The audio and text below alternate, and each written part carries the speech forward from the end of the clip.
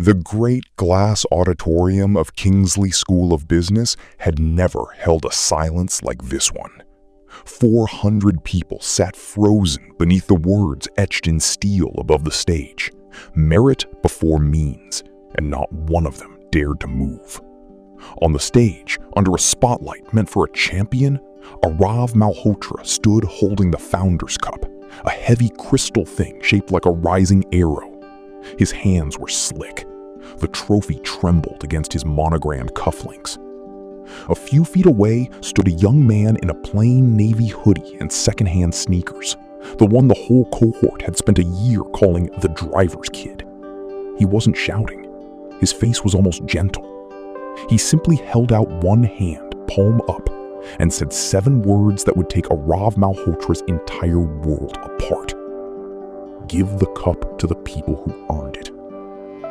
A phone lay face up on the podium, its screen still glowing from the call that had just ended. A call that had turned the most powerful people in the room the color of wet cement. The dean would not lift his eyes. The head of the donor board was gripping her chair. And Arav Malhotra, whose father had pledged $15 million to put the family name on this building's newest floor, finally understood exactly who he had spent a year humiliating.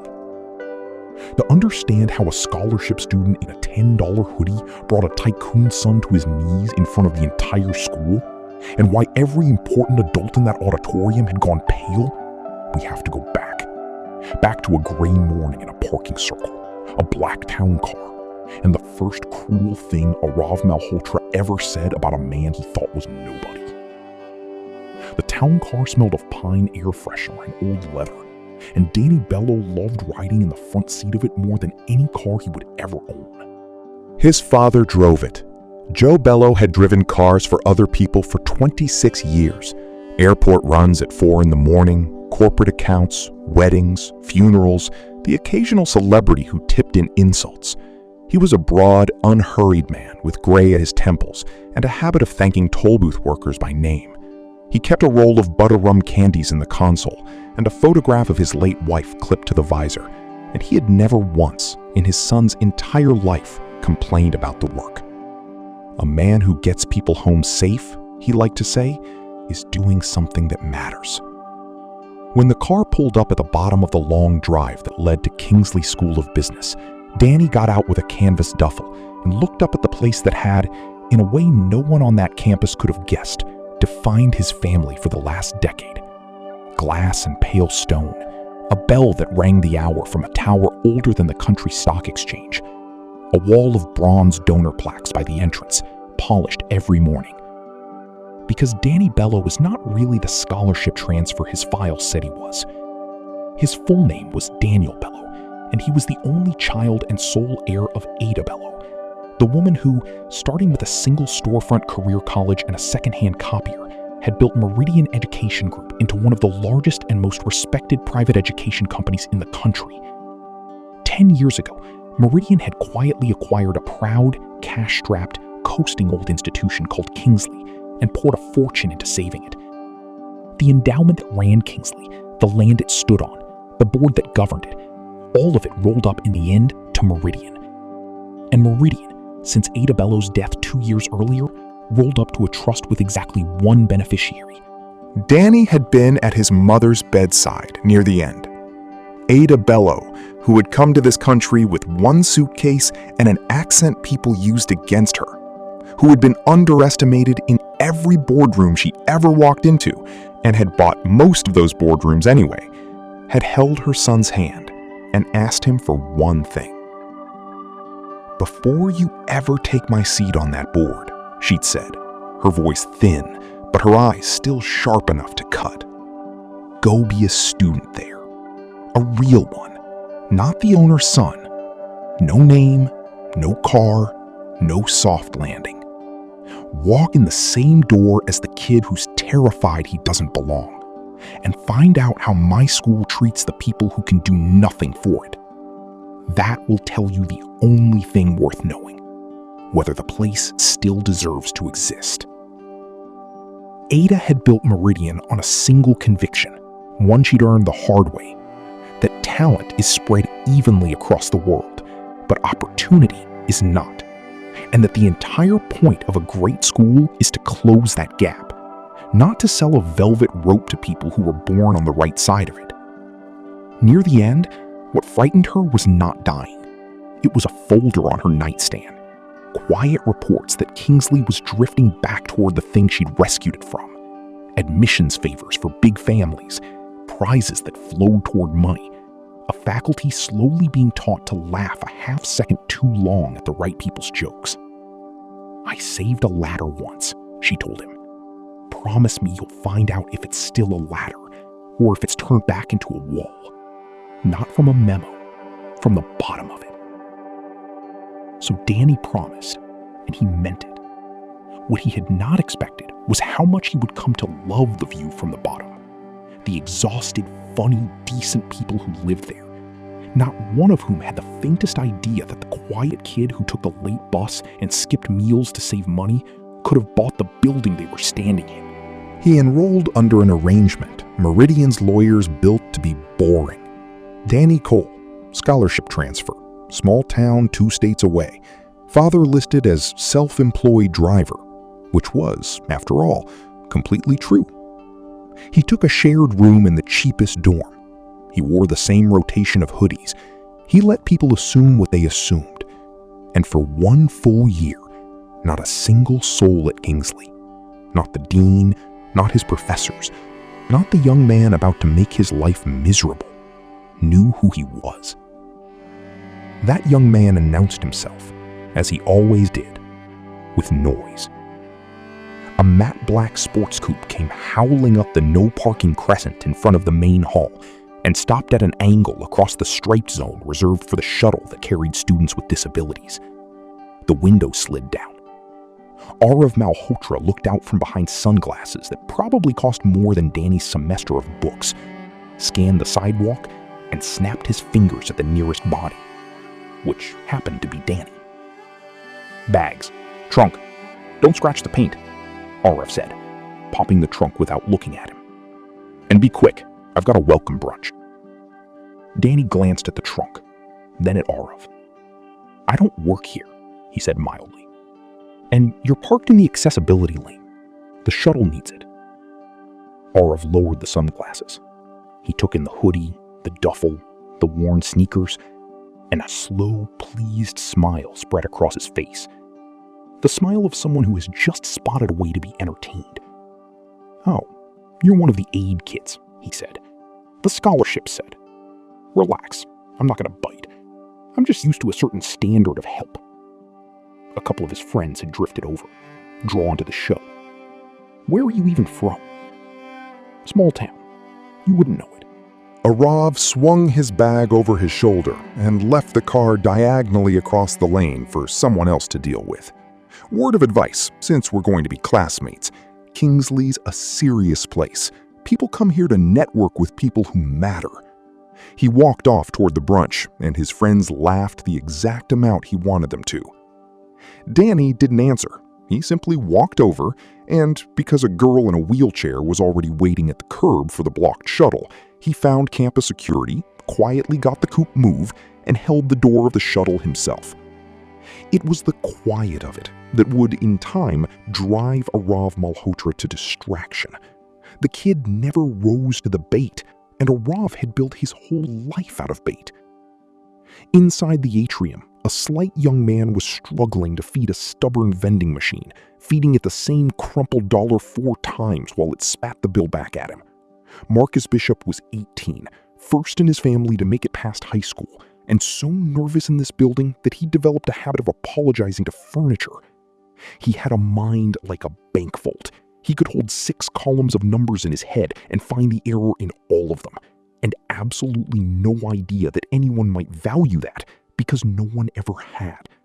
He was also, by the luck of the housing lottery, Danny's roommate.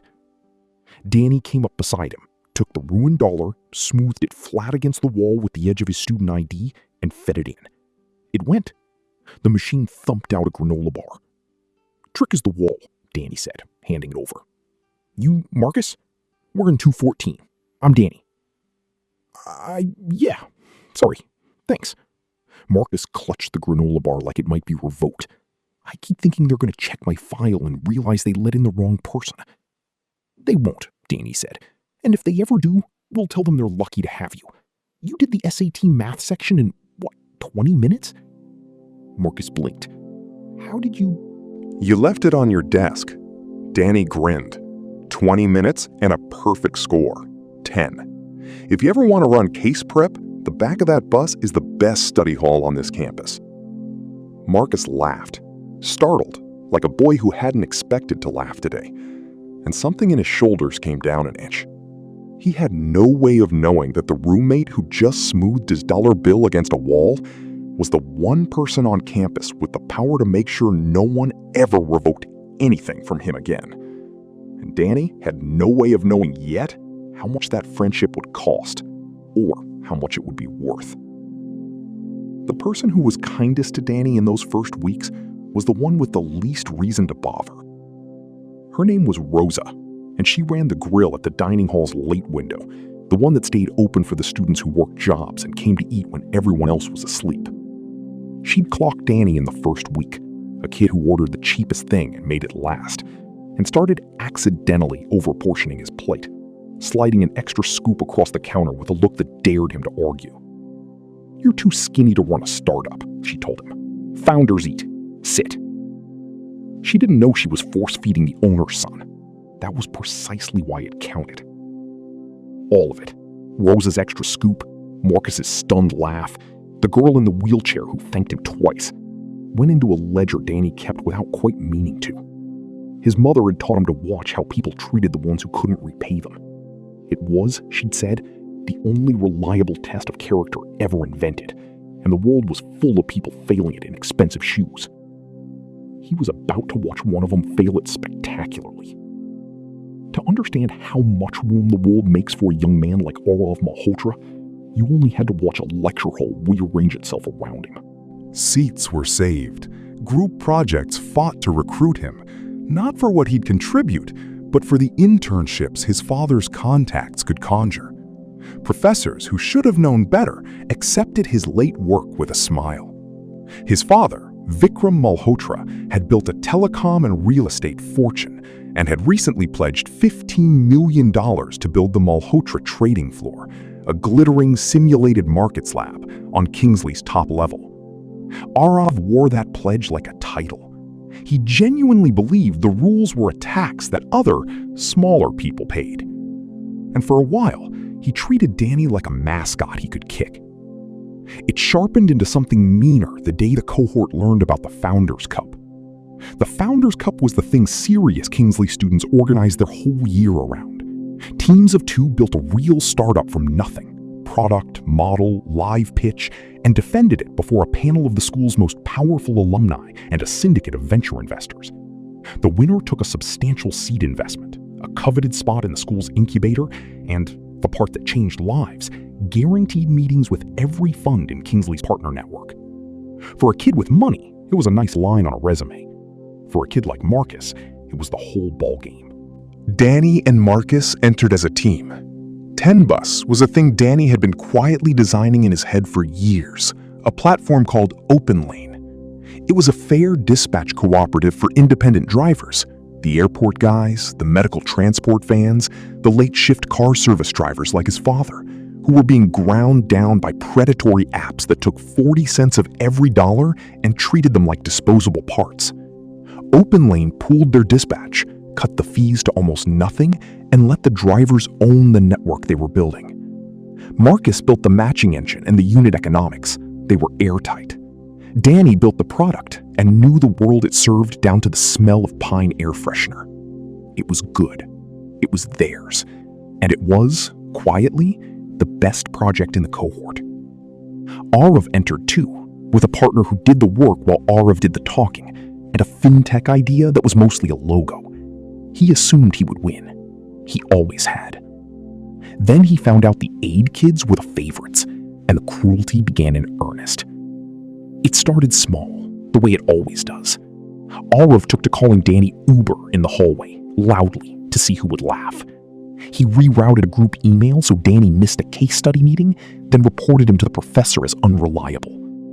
When Danny out-argued him cleanly in a strategy seminar, dismantling Arav's logo with a business plan stapled to it in front of everyone, without ever once being unkind about it, Arav smiled through it and got even later, where numbers couldn't protect anyone. Because the thing that truly enraged Arav was that the driver's kid was good. Professor Nadia Haddad, who taught the brutal venture design studio and had made grown executives cry in case reviews, had started using Danny and Marcus's teardown of a failed logistics startup as the model answer. Marcus, asked to explain their pricing model on the whiteboard, had done it so cleanly that the room went quiet. To a young man who had been handed everything and built nothing, there was no insult on earth worse than watching someone with nothing build something real. So Arav escalated, and he did it through the softest target in the room, Marcus. He'd worked out fast that Marcus was terrified, and that terror was a lever. He started sitting behind Marcus in the studio and narrating him under his breath. Careful, scholarship. They'll take it back if you flunk. Until Marcus's hands shook too hard to type. He joked in the group chat that Marcus only got in to fill a diversity number. When Marcus finally worked up the nerve to ask a question in Haddad's class, Arav answered it for him in a slow, loud voice, as if speaking to a child, and half the room laughed before they could stop themselves. The worst of it came on a Thursday. The cohort had a parents and alumni mixer, a glossy evening of blazers and business cards. And Vikram Malhotra's office, as it did for every event, booked a car service to ferry the family from the airport. The driver assigned that night, by pure and perfect coincidence, was Joe Bello. Danny saw his father before Arav did. Joe was standing by the town car at the curb, in his pressed jacket, holding the door. And Danny, not thinking, not calculating, just glad, crossed the whole circle and hugged him. "Dad, you didn't tell me it was the Kingsley run." "Didn't know till the dispatch pinged," Joe said, holding his son at arm's length, grinning. "Look at ya. You eatin'?" And Arav, coming down the steps with his parents, put it together and could not resist. His voice carried across the whole circle, pitched to be heard. "Wait, that's your dad? The driver?" He laughed, delighted, turning to make sure his father caught it. "Your dad drives people for a living? How embarrassing. God, it all makes sense now. The bus, the hoodie, the little charity project." He looked Joe up and down the way you'd inspect a rental car for scratches. "Hey, Chief, pop the trunk, would you? And there's a stain on the backseat. Sort it out before the return trip." Joe Bello, who had been spoken to like that 10,000 times in 26 years, simply nodded, unbothered, a mountain the weather couldn't reach. "Of course, sir. I'll take care of it." But Danny felt something go cold and very still in his chest, the specific, patient anger of a person who holds every card and is choosing, for reasons of his own, not to play them yet. He put a hand on his father's arm. "The seat's fine, Dad," he said quietly, and to Arav, evenly. "You could try, please. It's free." Arav grinned like he'd won something. "Manners from the valet family. Cute." He climbed into the car his own family had hired and let his father's driver close the door. Later, alone, Joe found his son at the edge of the parking circle. "Don't spend your fire on that boy," Joe said, reading Danny's face the way he'd read it since it was small. "Your mother could have bought and sold his whole family before breakfast, and she'd have still held the door for me. That's the part he'll never understand, and it's the part that beats him in the end. Every time. You don't have to. Just be who she raised." "I know, Dad," Danny said. But a thread had pulled tight in him that night, and it wasn't about the insult to himself. He could carry that all day. It was that Arav had aimed it at the two people Danny would set the whole world on fire to protect. A gentle roommate who apologized to vending machines, and a man who got strangers home safe for a living, and had never asked anyone for a thing. Arov, meanwhile, had found a new game he liked even better than mocking the driver. He'd decided the driver's kid needed to be knocked out of the Founders Cup, and he wasn't picky about how. First, he tried paperwork. An anonymous complaint appeared claiming Marcus had violated the honor code on a problem set. Baseless, and dismissed the moment Haddad reviewed the work. But the message underneath was unmistakable.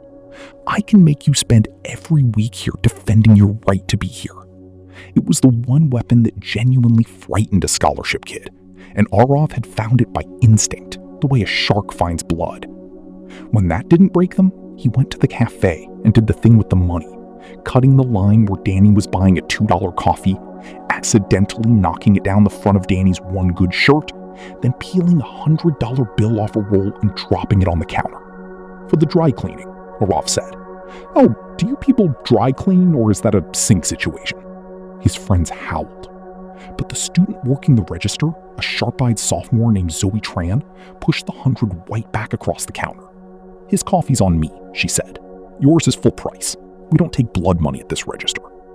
It cost her. Arov photographed her name tag and promised she'd regret it. But Danny saw it, and he wrote her name in the ledger under the heading he reserved for people who were brave when bravery was expensive. That night, Danny sat on the edge of his narrow dorm bed and did a different kind of math than the kind that had built Open Lane. Arov hadn't just come for him. He'd humiliated a terrified freshman, threatened a barista, mocked a working man in front of his own son, and was now trying to bleed a scholarship kid out through the honor board. It was a pattern. And patterns, Danny knew from watching his mother take apart competitors who thought they were untouchable, are exactly what turn a handful of ugly moments into an undeniable case. So he stopped being angry and started being organized. Dates, names, screenshots, who was hurt and who was brave. He wasn't raging, he was building a file. And a young man who builds a file is far more dangerous than one who throws a punch. That week brought the first small, satisfying turn. Professor Haddad announced the semi-final rankings for the Founders Cup, scored blind by outside judges on the written submissions alone. No names, no faces, no family pledges. Open Lane placed first, by a distance. Arav's team scraped into the bracket in the last qualifying slot, carried entirely by his partner's spreadsheet. For one afternoon, on the one field where his father's money couldn't reach, Arav Malhotra learned exactly where he stood, and the whole cohort saw it. He smiled through that too, but something behind his eyes had changed, and Marcus, who had spent his whole life reading dangerous rooms, saw it first. "He's not gonna let us win," Marcus said quietly on the bus that night, watching the city slide past. "Guys like that don't lose to guys like us. They flip the board." "Then we make sure," Danny said, "that when he flips it, he does it where everyone can see his hands." He had no idea how literally that would come true. The Founders Cup final ran as a live event. Each team took the main stage of the glass auditorium, ran a 9-minute pitch with a live product demo streamed to the big screen, and took fire from the judges. The demo was the heart of it. For Open Lane, the demo was everything. A live walkthrough of the actual working app, real dispatch data flowing across the screen. The whole thing routed through Marcus's engine from a laptop plugged into the house AV system backstage. There was one more thing about Open Lane that only Danny knew. Buried deep in the product, not in anything a user would ever see, but woven into the source, in the commit history and in a hidden founder's note inside the code itself, was a signature. A single line, written the first night he and Marcus got the matching engine to run, at 2 a.m. in the back of the 910 bus. It read, "Built by the driver's son, for everyone who drives us home." It was a private thing, the kind of quiet joke a person leaves inside their own work for no one but themselves. Danny had forgotten it was even there. He had no idea, yet, that it would become the one piece of proof no amount of money could rename, reword, or scrub. Because a thief can rename every file and still never find a fingerprint he doesn't know exists. 2 days before the final, The teams handed their demo laptops to the AV crew for setup and sound checks. The machines were logged, sealed in numbered cases, and stored in the locked control booth overnight. Standard procedure. Nobody thought about it. Arov thought about it. He couldn't outbuild OpenLane, so he decided to make sure OpenLane never ran. Using his father's name to talk his way past a work-study student minding the booth. I left my charger in my case. 2 minutes. You know who my family is. He got 20 unsupervised minutes with the sealed cases the night before the final. He didn't steal anything. He did something quieter and worse. He opened Danny and Marcus's laptop and corrupted the demo build, breaking the exact dependency that made the live product run, in a way that would look like the team's own sloppy code the instant it failed on stage. Then he resealed the case and walked out whistling. And then, because cruelty that gets away with itself always reaches for more, he set up Marcus to take a second fall. He had his partner quietly submit a concern to the honor committee that morning, an accusation, complete with a doctored screenshot, that Marcus had lifted OpenLane's core matching algorithm from a paper without attribution. It was a lie, but it was a lie with a screenshot and a rich family's lawyer behind it, timed to detonate the moment the demo failed, so that a crashed pitch would look like the desperate cover-up of 2 frauds who'd been caught. The final began. 2 teams pitched. Then Haddad called OpenLane. Danny and Marcus walked onto the stage, into that wall of light. Marcus was pale but steady. Danny had spent the morning talking him through it. They began, and for 4 minutes it was beautiful. The problem laid out with real faces, real drivers. Danny's own father's world made visible to a room full of people who'd never once thought about who got into the airport. The judges leaned in. Then, Danny said, "Let me show you the live product," and clicked to the demo. The screen threw up an error, then another. The app didn't load. Marcus dove for the keyboard, fingers flying, and Danny kept talking, calm on the outside, but the build was gutted. The thing they'd made was there and not there, like a car with the engine quietly pulled. 9 minutes is a very long time to die on a stage. A few of Arov's friends laughed, the sound carrying in the big room. Somewhere a judge sighed and made a note. The pitch ended in a scatter of polite, pitying applause, the worst kind there is. And then, before they were even off the stage, Haddad was handed a note. The honor committee wanted to see Marcus Bishop now, regarding plagiarism. It happened fast, and it happened in public, which was the point. Marcus was pulled into a side room. The doctored screenshot was laid in front of him. Arov's partner confirmed the concern. And because the demo had just failed in front of 400 people, the story wrote itself. The scholarship kid had stolen his idea, panicked, and sabotaged his own broken demo to hide it. By that evening, Marcus Bishop was suspended pending investigation, his name posted on the internal notice, his scholarship frozen. A first-generation student, 1 semester in, was staring down expulsion for the one thing he would never do. And the stakes underneath it were not small. Marcus's mother cleaned rooms at a hospital across town and had taken a second job to cover what the scholarship didn't. Marcus sent part of his tiny stipend home every month for his little sister's asthma medication. The suspension didn't just threaten a diploma, it threatened the entire fragile bridge his family was walking across, and Arov Malhotra had set fire to it for a trophy shaped like an arrow. When Danny found him, Marcus was sitting on the floor of their dorm room, in the dark, his back against the bed, phone in his hand, not calling anyone. "They think I stole it," he said. His voice had no bottom to it. "My own work. I built that engine on a bus." He looked up. "My mom cried on the phone, Danny. She thinks I did something wrong. She's never gonna fully believe I didn't, because people like us don't get the benefit of the doubt." Danny sat down on the floor next to him. For a long moment he said nothing. Outside, the bell in the old tower rang the hour. "Marcus," he he said finally, and his voice had changed. Something underneath it had gone very quiet and very hard. I need you to trust me for 1 week. Can you do that? Trust you to do what? You take the bus. You send money home like I do. What can you possibly... 1 week, Danny repeated. Don't sign anything they put in front of you. Don't withdraw. Don't let anyone talk you into a deal to make it quiet. Just hold on for 1 week. That night, for the first time in a year, Danny took out the phone with the single-starred contact, a woman named Eleanor Voss, General Counsel of Meridian Education Group and the executor of his mother's estate.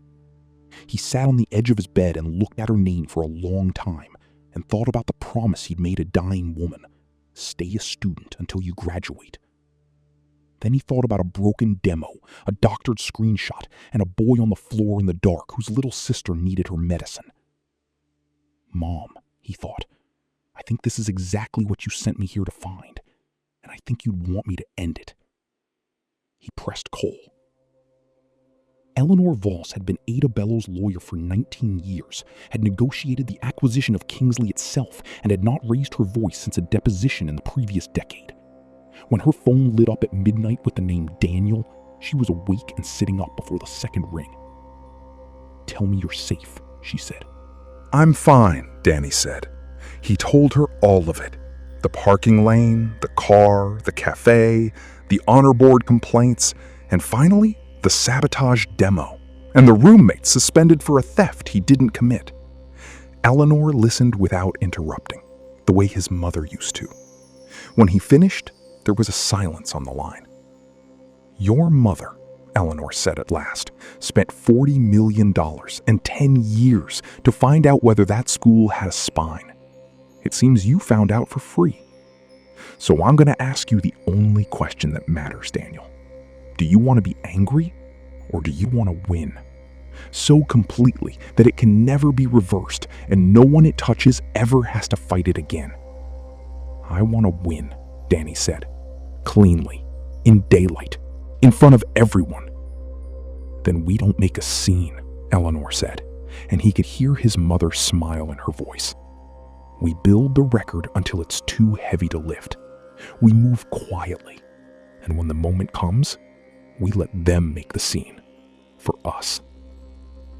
What followed over the next 6 days was a masterclass in patience. Danny did not march into the dean's office. He did not say his name. Working with Eleanor, he did what his mother had taught him at the dinner table before he was 10. He gathered the truth until it was undeniable, and then he let the truth do the shouting. First, authorship. OpenLane lived in a version control system that logged every change, every night for months. A fossil record of 2 kids building something real in the back of a bus. Eleanor's forensic people pulled the full history, hundreds of commits, time-stamped, tied to Danny's and Marcus's accounts, going back to the fall. More than that, months earlier, on Haddad's own advice, the team had filed a provisional patent application on the matching engine, a government filing, a date stamped by a federal office that did not care whose father pledged what. The idea Arav's partner claimed Marcus had stolen had been documented as Marcus's own in the records of the United States government, long before the accusation existed. The plagiarism charge didn't just fall apart, it reversed and pointed the other way. Second, the sabotage. Eleanor's team requested the auditorium's own security footage, the school systems being, in the end, governed by the company she worked for. There was the control booth. There was the timestamp. And there was Arav Malhotra, the night before the final, talking his way past a work-study student, opening a numbered case that was not his, bent over Danny and Marcus's laptop for 11 minutes, and resealing it. The corrupted build had a modification time. The footage had a matching clock. The story the machine told did not have a single gap in it. Third, and this was the part that made even Eleanor Voss pause, the pattern of favors. Because once you have the authority to look, you find everything. His prior win in a sophomore case competition traced back to a judge who'd been a guest of the Malhotra family the same month. And Vikram Malhotra's $15 million pledge for the trading floor came with a quiet, lawyered clause about his son's continued recognition and standing at the school. None of it had ever been designed to survive daylight, because none of these people had ever imagined the lights would come on. But building a case in daylight is one thing. Keeping a year-long secret from a man like Vikram Malhotra is another. And here, for the first time, the story turned genuinely dangerous.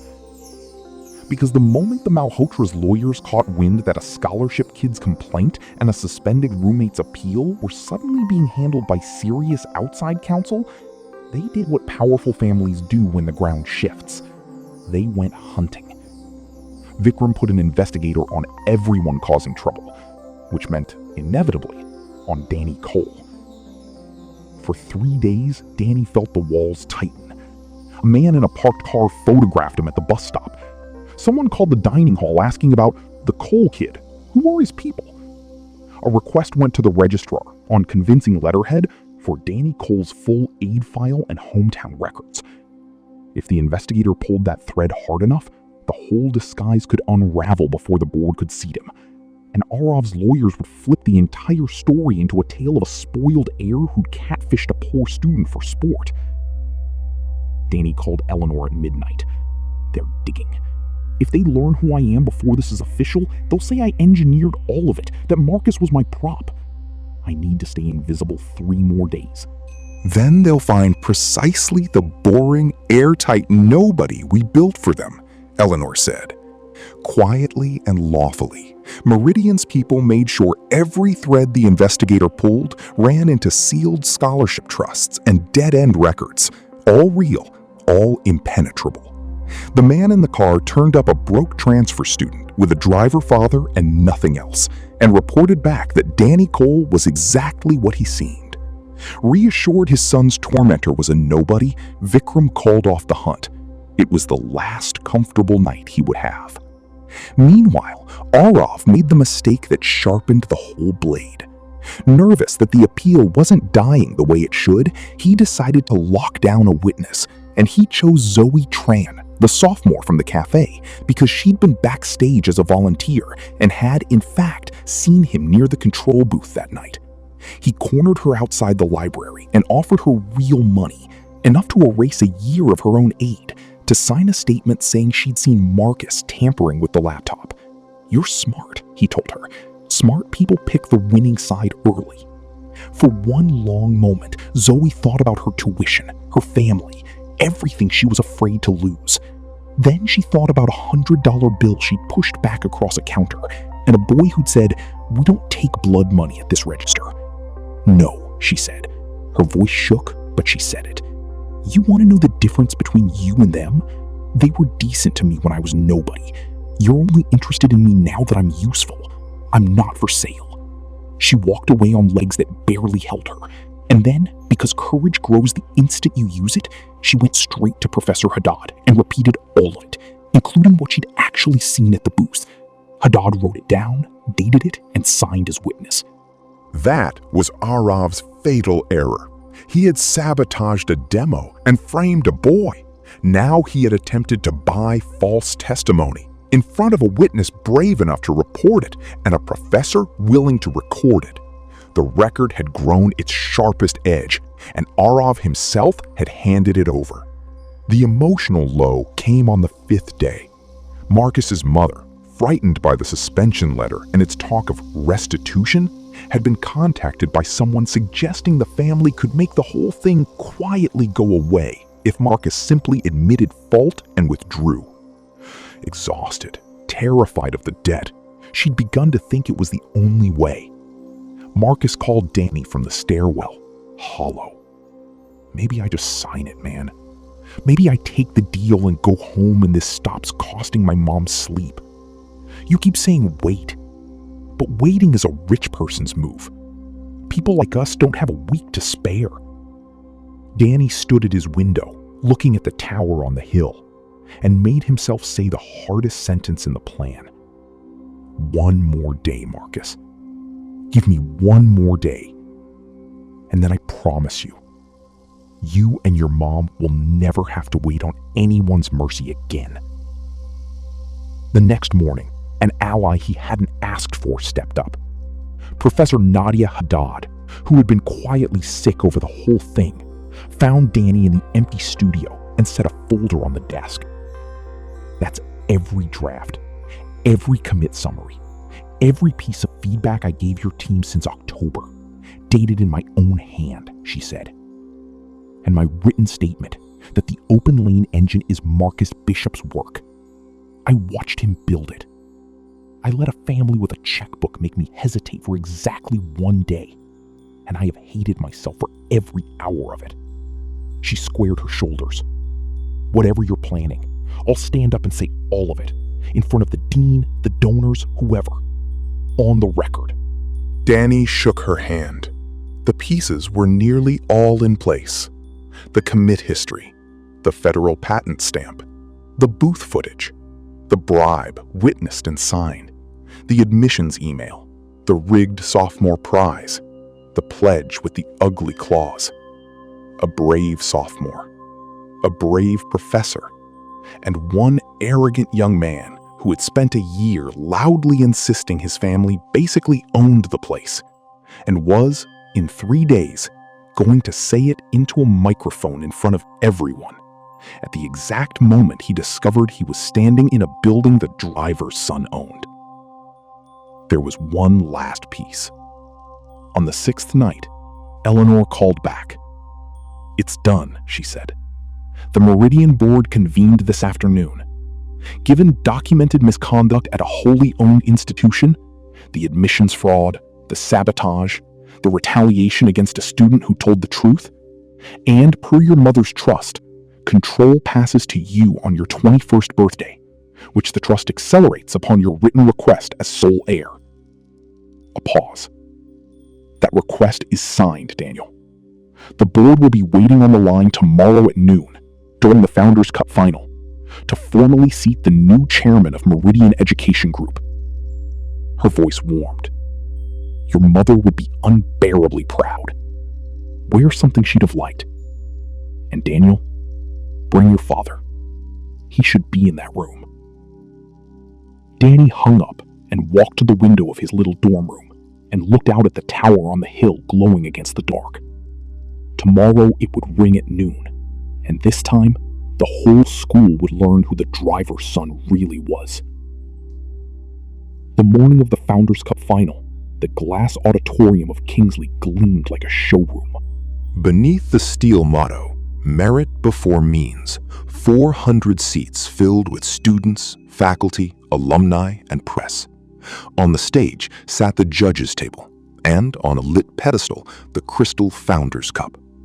In the front rows sat the important people: Dean Prescott, adjusting his tie too often, the head of the donor board, a row of venture investors, and in the seats of honor, Vikram Malhotra and 2 lawyers in matching gray, there to enjoy the coronation and, afterward, to unveil the plaque for the Malhotra trading floor. And in the back row, in a plain navy hoodie, sat Danny Bello. Beside him, because Danny had insisted and because Eleanor Voss had made 2 phone calls that made it happen, sat his father, Joe, uncomfortable in his good jacket, turning his cap in his hands, not understanding why the sharp-eyed lawyer had told him this was the room to be in.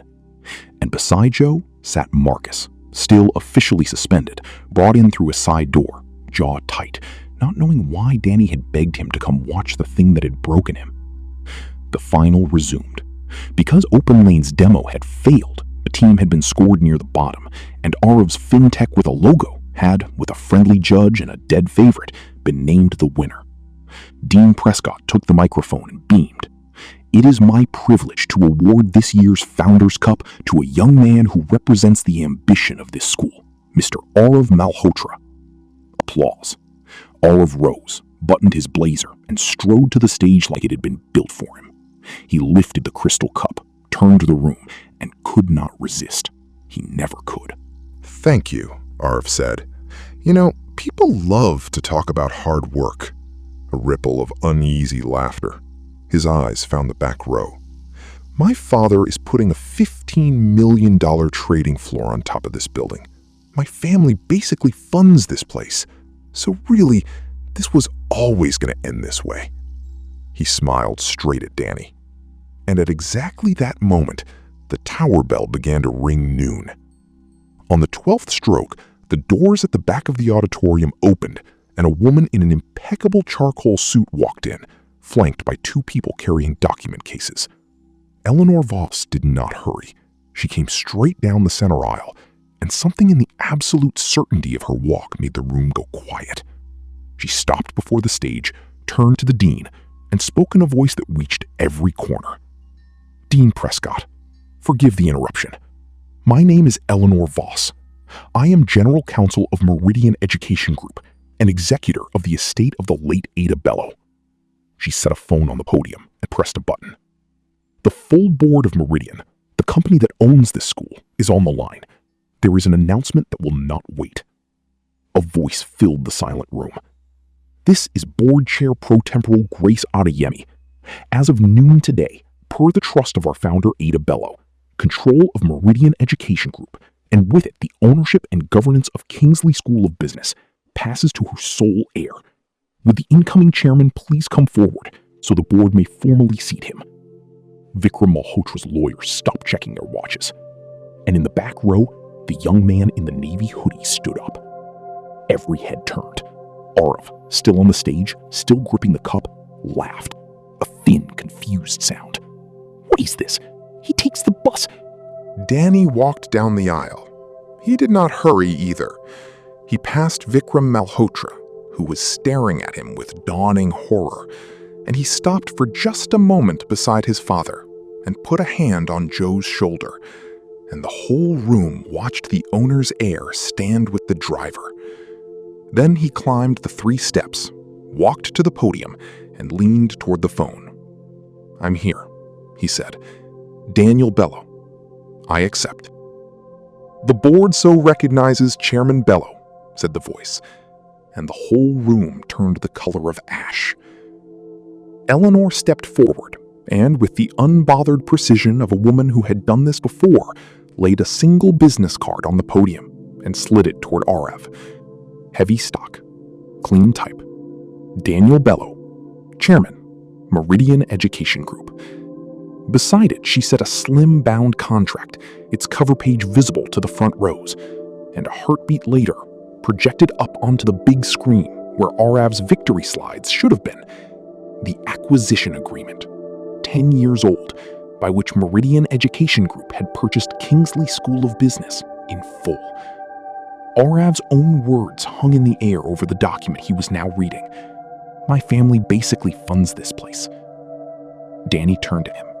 He didn't raise his voice. He didn't need to. "Give the cup to the people who earned it," he said. 7 words, the same 7 the whole story had opened on. Arav's mouth opened and closed. You can't just..." "I can, actually." Danny nodded to Eleanor, who opened the first case. "Let's do it in the order you earned it. You told this room your family funds this place. You said it into that microphone 30 seconds ago. So let's talk about what your family actually bought, and what it couldn't."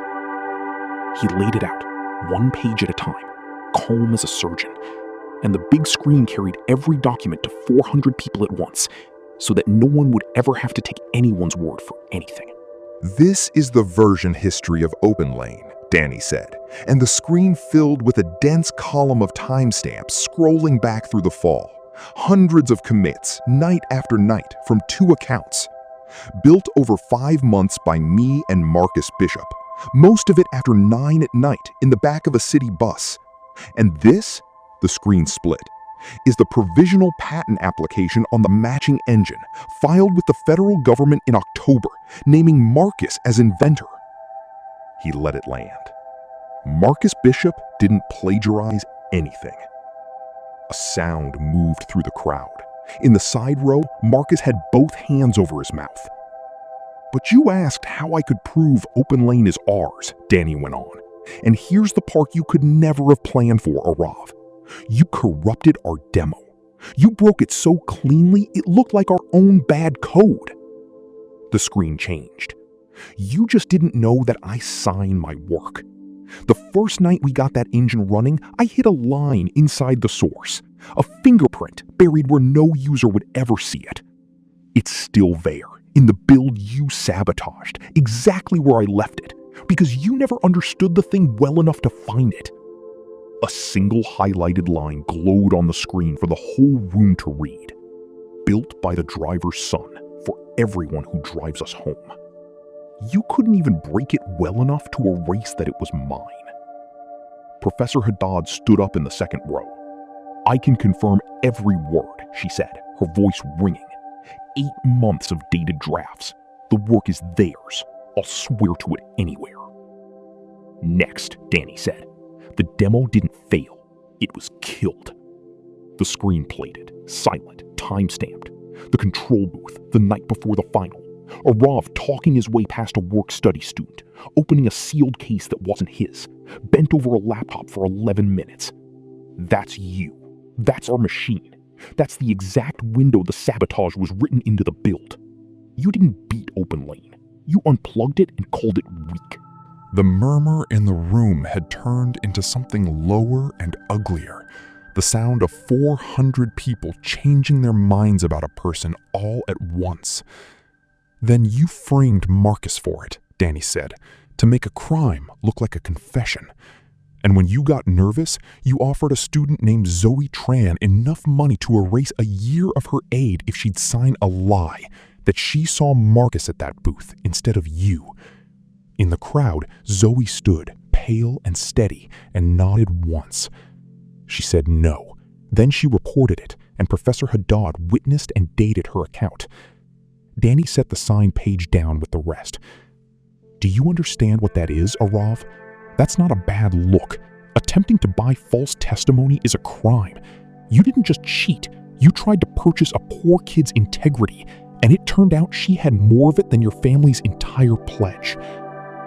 He turned briefly to Arav's partner and the friend who'd filmed the cafe stunt, sitting frozen in the third row. And the two of you helped, filed the false concern, held the camera, laughed on cue because standing next to him felt like power. The booth footage and the honor board metadata have all of your names on them. The conduct board will see every timestamp on Monday. They sank in their seats. Then Danny looked last at the front row, at Dean Prescott, whose face had gone the color of paper. And the adults in this room who saw a family with a checkbook and chose it over a student telling the truth, that is a longer conversation. It's going to happen upstairs this afternoon with the board still on the line. Finally, he looked past Arav, straight at Vikram Malhotra. And the $15 million? You didn't fund a school, Mr. Malhotra. He set the last page down. That's not a gift. Vikram rose, gray-faced, one hand out. Let's be reasonable, young man. Surely there's an arrangement. Everything has a price. That, Danny said quietly, is exactly what my mother sent me here to find out. Whether this school still had anything money couldn't buy. He looked up at the steel letters over the stage. Merit before means. She spent 10 years and a fortune putting that spine back into this place. I'm not going to let you buy it out again in one afternoon. 400 people had just watched a tycoon try to buy the new owner of the company, 60 seconds after learning who he was. A few of them actually gasped at the nakedness of it. Danny didn't argue and didn't shout. He simply let the offer hang there until its own ugliness filled the room. Then he turned back to Arav and delivered the payoff, beat by beat. So here's how today ends. The Founders' Cup result is void. It goes to the team that actually won it, OpenLane. And since I have a conflict, I'll recuse myself from a penny of the prize. It goes to Marcus and to the drivers this thing was built to help. He lifted the crystal cup gently out of Arav's frozen hands. Marcus Bishop's suspension is vacated as of this moment. His record cleared, his scholarship restored and backpaid, with a written apology from this school in the alumni magazine. Your admission and your sophomore prize are referred to the board for review under the fraud findings. The sabotage and the attempted bribery go to the conduct board, and, where they cross into law, to the authorities. What happens to your father after that is not up to me. It's up to the regulators. the thing your family always believed it stood above. Heir of Malhotra, who had never in his life heard the word no, finally heard it, and something behind his face came apart. "You can't do this to me," he whispered. Danny looked at him, almost gently. "That's the thing, Arav. I do. I've known who you are for a year." He paused. "The question was always whether you knew who you were talking to, and you never did. Because you never once looked at the people you were cruel to. The roommate, the barista, the professor, the man who drove your family from the airport. You only ever measured what they could do for you. That's why you lost. Not because you aren't rich enough, because you aren't kind enough. You had every advantage a person can be handed, and the one test that mattered, you failed on day one, in a parking lane, with a stranger's bags you were too important to carry yourself. Security, real security, moving on Eleanor's quiet nod, began to walk toward the stage. Not for Marcus this time. Arav looked out for the friends who had laughed at every joke and found them staring at the floor. He looked for his father and found Vikram already half turned away, murmuring to a lawyer, calculating his own survival, because that had always been the only language the family truly spoke. And in that moment, Arav understood something that would follow him far longer than any expulsion. He had spent his whole life surrounded by people, and not one of them was standing with him, because he had never once stood with anyone else. His name was going on the top floor. The room was full of his victims, and the driver's son owned them both. "For what it's worth," Danny said, quieter now, "this didn't have to be your story. If you'd carried your own bag that first morning, if you'd left Marcus alone or said please to my father, or been decent to one single person who could do nothing for you, you'd be walking out of here today with a trophy and a future. You had every advantage there is." But Danny wasn't finished, because a good ending isn't only about who falls, it's about who finally gets lifted. He stepped down off the stage and walked to the side row where Marcus was standing, shaking, not quite believing he was allowed to be there. "Marcus," Danny said, and his voice finally cracked just a little. "I couldn't tell you. I made a promise to a stubborn woman that I'd keep my name a secret until I understood her school. You want to know what taught me the most in a year here? It wasn't a class. It was a guy who did the SAT math in 20 minutes and still thought he was the one who was lucky to have me. You never treated me like I could do anything for you, because you thought I couldn't. That's the whole test. That's merit before means. You've been living those words since the day you smoothed $1 against a wall and thanked a vending machine." He turned to face the room. "Mr. Marcus Bishop is reinstated, effective now, cleared of every charge with full back pay on his scholarship. Open Lane wins the Founders Cup and its investment, and Meridian will match it, so the platform actually gets built, and the drivers it's for actually own it. And as my first act as chairman," he almost smiled, "I'm endowing the Ada Bello Award in my mother's name, given every year to the person in this community, student, staff, faculty, or the people who cook our food and drive our cars, who showed the most character to someone who could do nothing for them in return. Marcus, you're the first name on it. Rosa at the lead window is the second." Then he found Zoe Tran in the crowd. "The night this whole thing turned," he said, "was the night you pushed a $100 bill back across a counter and then refused to sell a lie when saying yes would have fixed your whole year. He announced a permanently endowed integrity scholarship, full ride, and named her its first recipient." Zoe pressed both hands to her face. And then Danny walked to the back of the auditorium, to his father, who was standing now, cap in his hands, eyes wet, still the calmest man in the room. Danny didn't make a speech. He just took the crystal cup and pressed it into his father's hands in front of everyone.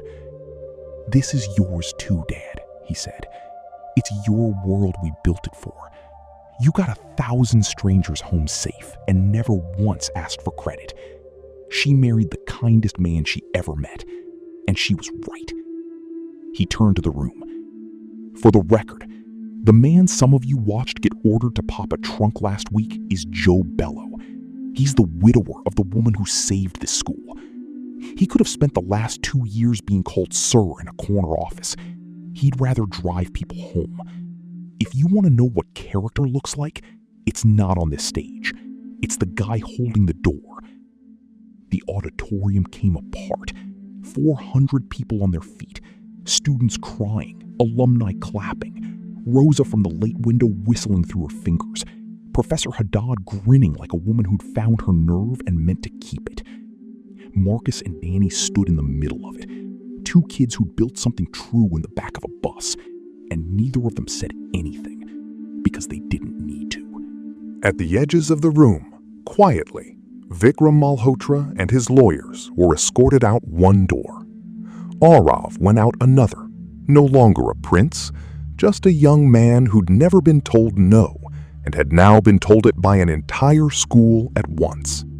The last thing he saw before the door closed was the driver's son, standing beneath the words "merit before means," being lifted up by a room full of people who'd finally understood that he had been, all along, the richest person in every room he'd ever quietly walked into, and the least cruel.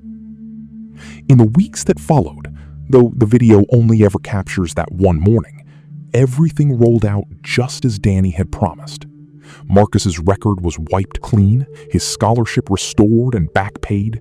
His mother quit the second job, and his sister's medicine arrived on time, every month, without a knot in anyone's stomach.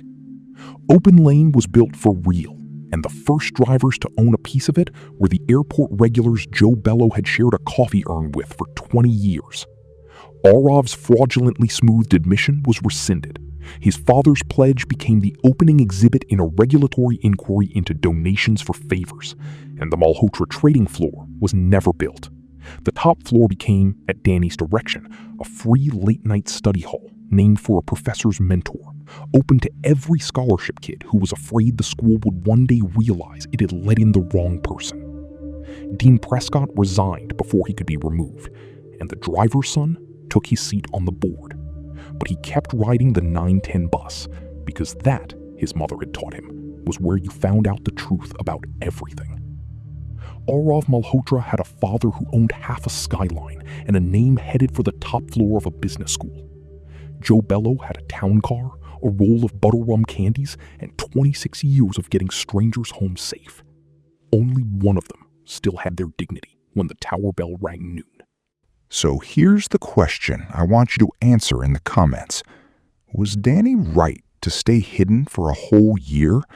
Or should he have said who he was the very first morning in that parking lane?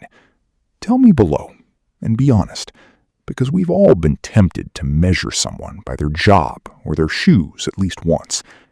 If you believe how you treat people should count for more than where you started, hit subscribe and stay for the next one.